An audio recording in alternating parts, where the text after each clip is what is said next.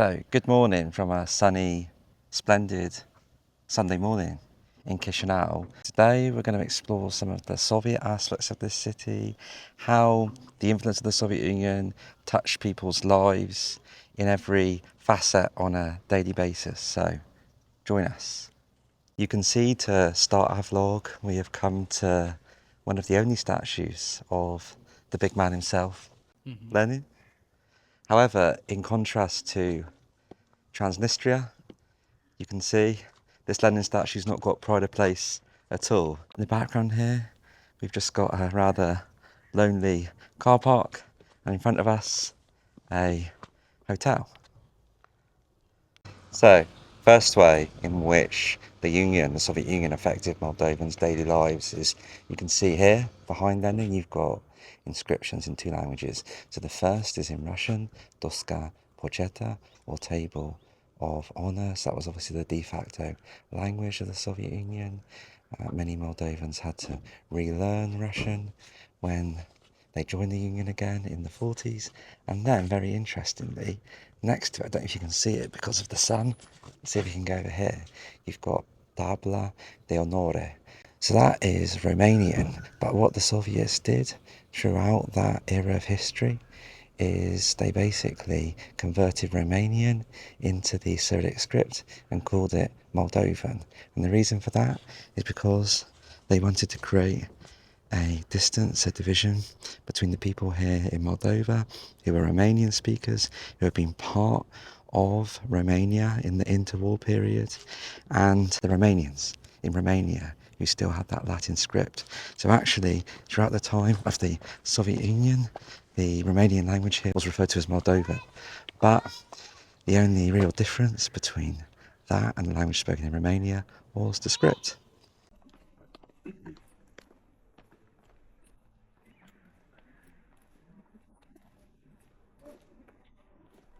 Starting our vlog on an idyllic Sunday morning at the Valea Morilor.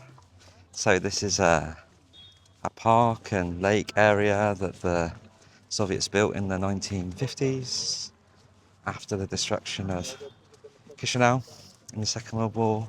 Very heavy fighting here between the German-Romanian forces and the Soviets. Of course, this land was formerly annexed by the Soviets again after the Second World War to become the Moldovan Soviet Socialist Republic, which it was up until 1991 when the Soviet Union fell and Moldova became an independent country.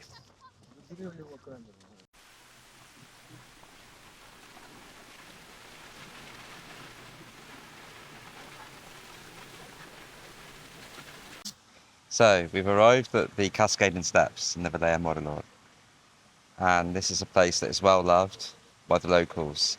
It was built by the Soviets in the 1950s, and this is a place where during the weekend couples would often come for their stroll, whisper sweet nothings to one another. Just goes to show some of the monuments that the Soviets built to rebuild the city of Chisinau after the Second World War.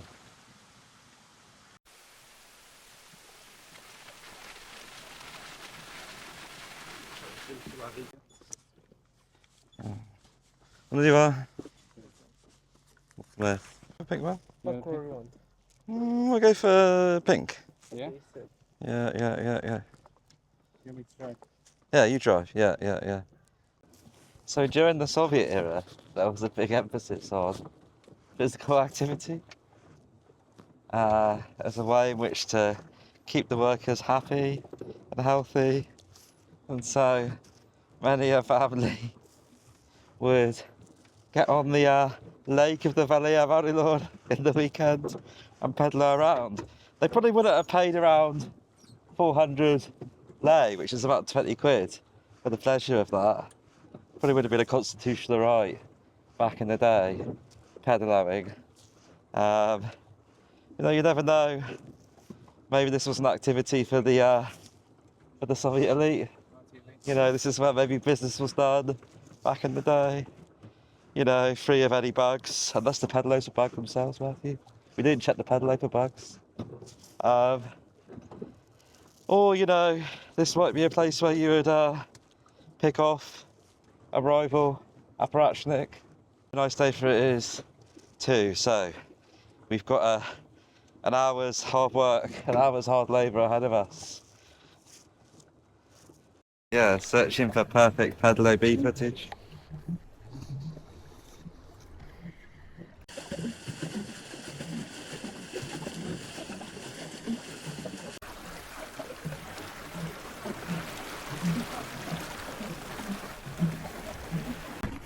This is the shot I was dreaming of.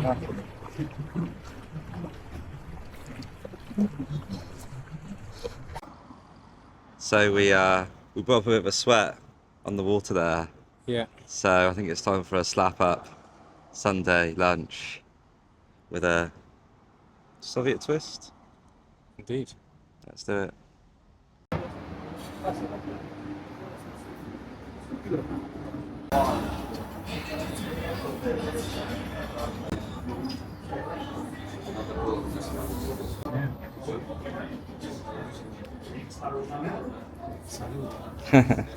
So the Soviet Union was a very ethnically diverse country, being the world's biggest country. There were over 100 ethnicities within it, and Moldova, I thought, was quite small Soviet Socialist Republic, had a huge amount of diversity within it. So to show that, we are now in a Gagos restaurant.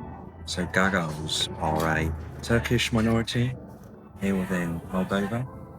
They have a Turkic language that they speak very similar to Turkish, that's similar to Cyrillic script. And what's interesting is they are the only Christian Turkish minority. So, salute to that. I'm going to try ourselves some Gagos food for the first time.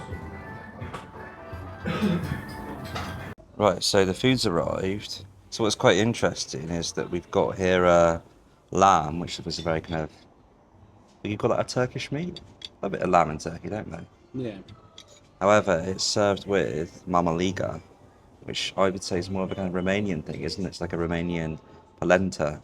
So that's one dish that we've got. And then the other one is definitely a bit more on the Turkic side with our flatbread, our joint of meat, and of course the rice.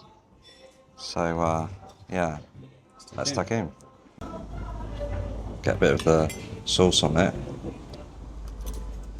You know when something's been cooked on the bone, slowly, you know?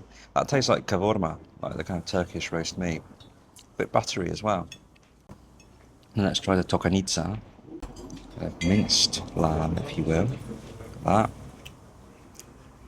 So yeah, the Christian Turkic Gagos food gets a thumbs up from me. Wash all that down with a cool white red wine on a summer's day. What could be better?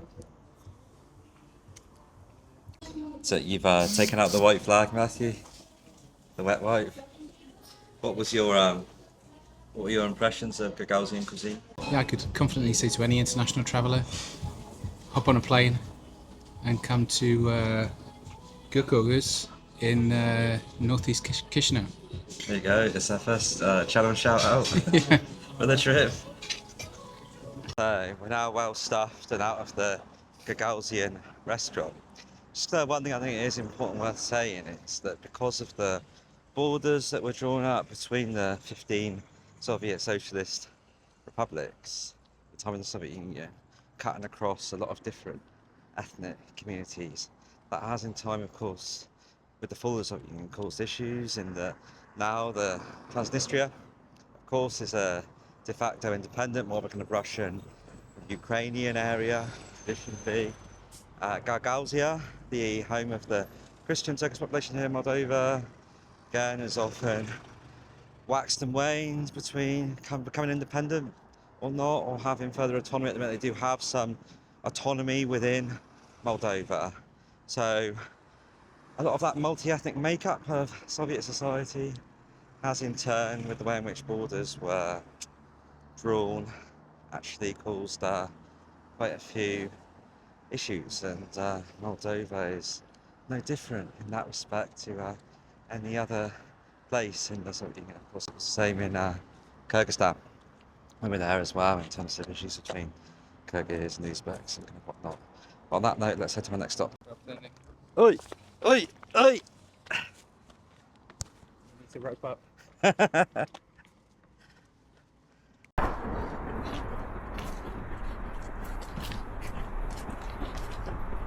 We're heading down the back roads to get to this next place where off the beaten track indeed. All in sacrifice of our art. Yes, look, that's it, you see? Right, so we've arrived at the Chisinau State Circus. Quite an interesting building. I think it was built in the 80s, so it's quite kind of avant-garde. So the State Circus was something that you would find all across the Soviet Union, and Chisinau is no exception. So workers would often come to these places. Obviously, a subtle push at Soviet propaganda in terms of the shows would often kind of promote aspects of Soviet life, like, you know, glory to labour, essentially. Since that point, this site has been abandoned in quite a macabre twist. One of the heads of the jesters has fallen off, so it's not a site of merriment any longer. So yeah, this quickly seems to have turned into a Soviet leisure tour, partly a Soviet apologia tour. That wasn't our intention on either fronts. And on that note, we're going to try and get a trolley bus and head to our next stop. So on the marshrutka, on to our next stop.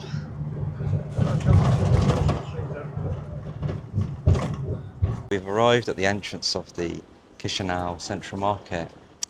After that hard work at the circus, we're feeling a bit parched, feeling a bit like dessert, something to cut through some of that fat after the Gagosian lamb. So we're going to see if we can get ourselves some fruit and drinks. Trying to questions, mate. All right, not into you or to people. All right, so Customers. to customers, right? Yeah. So the reason we've come here is part of our Soviet daily life. Oh no!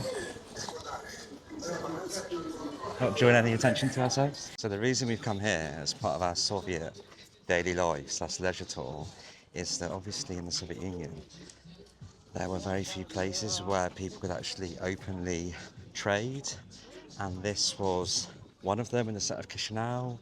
People would bring their goods from the kolkhoz, from the collective farms, and yeah, this is where they would be traded. So in strict and far comparison to the streets of Chisinau today that are full of shops selling all types of wares from all over the world, back in the day, this is the only place that you would have been able to come to buy stuff. But on that note, let's go and buy some fruit and some soft drinks.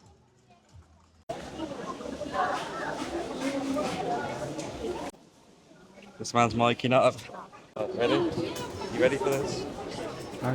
You're making me very nervous. Bună ziua. У вас есть маленькие коробка? 20. 22 есть у вас. 20. How was it?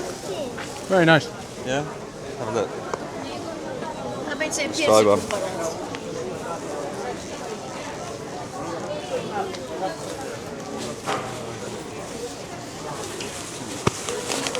Oh, very nice indeed. No drinking in the market, strictly forbidden. They say behind every sign there's a story, don't they? It's interesting. I've not seen one of these before. I think what this is like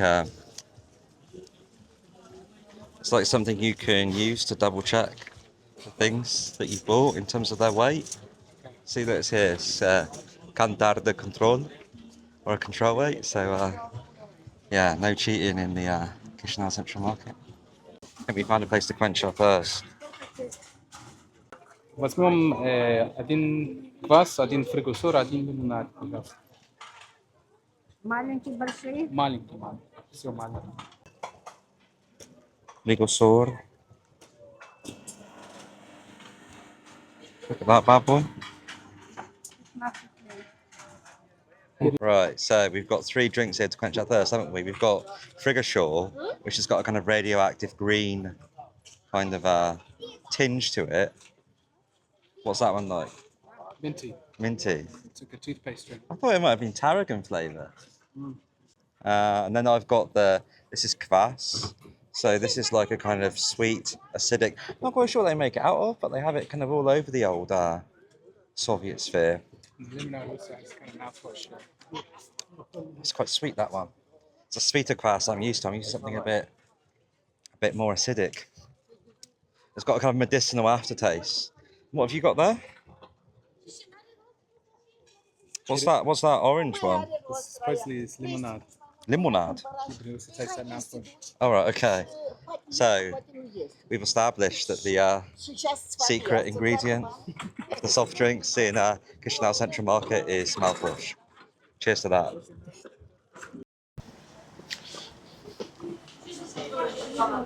Just gonna have a quick squiz in the bus station.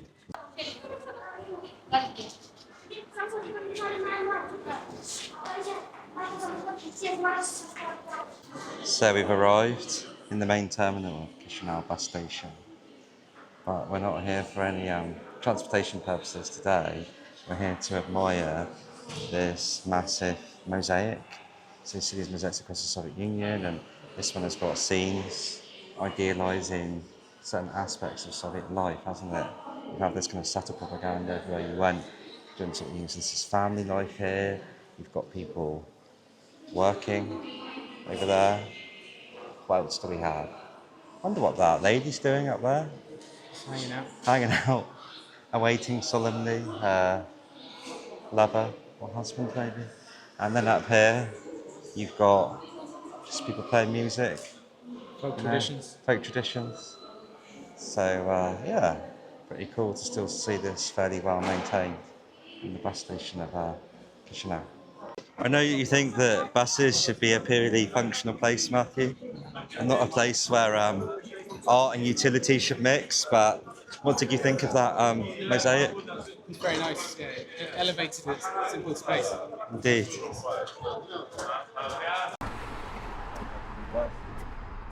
That's just like that. Right, so tell me that you're not in a former Soviet country without telling me that you're in a Soviet country. We've just happened in the street here across a load of old Soviet hardware, parked street side. So we've got in front of us here anti-aircraft missile. Just behind it, again, you've got your classic Soviet plane, the MiG. That one's from the 1950s, so height of the Cold War. And then over here we've got our land vehicles. So is that the famous Tiger tank, is it? The T-34, of course crucial in the Battle of the Kursk, Yeah. the biggest land battle in history, and of course where wars are still being fought today. So yeah, not part of daily life, but given that the military formed a significant proportion of GDP spending in the Soviet Union by its end, I think quite fitting that we've happened upon this place.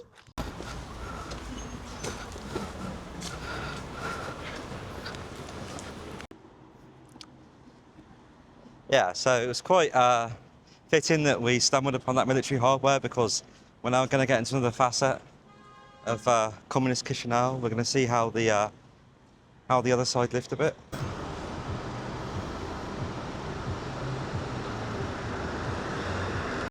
Oh, I think I should be alright. What do you think? Let me do it. Alright, okay, alright. You know, trust me. I trust you. I trust you implicitly. Right, so we've arrived at what was one of the biggest buildings in communist Chisinau. It is the Hotel Nacional. This hotel was where foreigners would be taken for a carefully curated experience of communist Moldova. It's also where the Soviet elite would stay when they visited this Soviet Socialist Republic. And a key feature of it was it had a bar where you could buy drinks in foreign currency.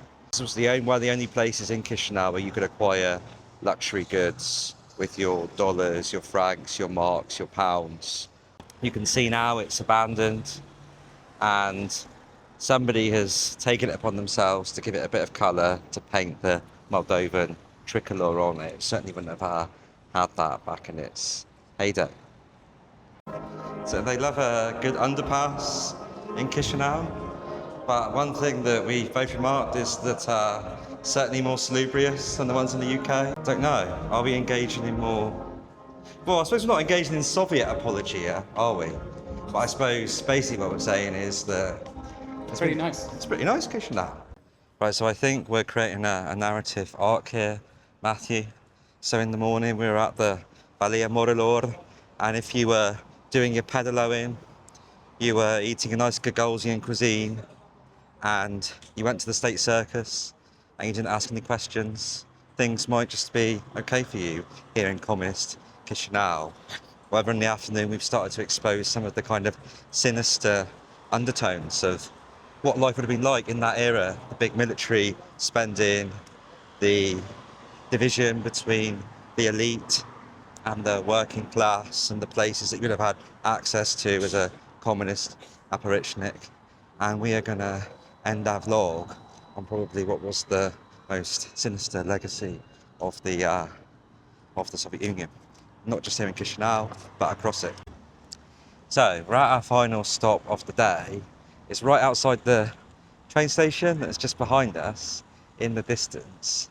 So this here is a monument to all of the Moldovans who were, you can see below here, in memoria victimelor deportatelor regimului comunist.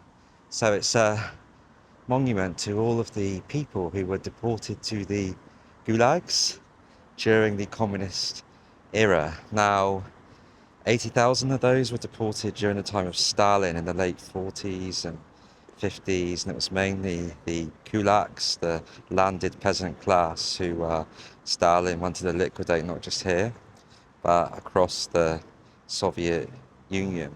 So a lot of them met their end of their time here in Moldova at this train station, and this statue is here to commemorate that. Of course, after the time of Stalin, still political dissidents, Romanian nationalists, priests, Jehovah's Witnesses were also sent into exile into these gulag networks across Siberia from Moldova. So we're going to end on, I think, what's quite a somber note, but shows a bit of balance between the material benefits that the regime might have brought people of Moldova after the Second World War. I don't think any of that can outweigh some of the political repression that took place not just immediately after the war, but obviously also throughout the course of the Soviet regime up until 1991, where Moldova and all the other Soviet Socialist republics got their independence from the Union. Right, so Matthew, that's a wrap for our time in Chisinau. What did you think of today's step back into the Soviet era?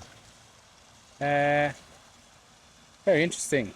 I mean, it's hard in maybe the Chisinau of 2025, which is obviously oriented towards the West and Europe, to kind of, and it's to some degree a thriving, feels like a thriving European city. It's hard to kind of feel that connection. Yeah, definitely. Certainly a lot harder to feel it here than it was in Transnistria yesterday, which has obviously adopted a slightly different stance. Yeah. So it's interesting how the kind of, I suppose, the history of the Soviet Union and the emblematic buildings are still here, but they're kind of left in disrepair. Into disrepair, or they've been discreetly moved to another location. So I think that in a way very much symbolises where the city wants to head in 2025 and going forward. And I mean, there's a lot of blogs that are made about Moldova being the poorest country in Europe, the least visited country in Europe, but I, for one, and I think you for one as well, think that just based off of our experience here over a couple of days, that as you say, it's a thriving, bustling place, and hopefully it's got a bright future. Yeah. So on that note, that's a wrap.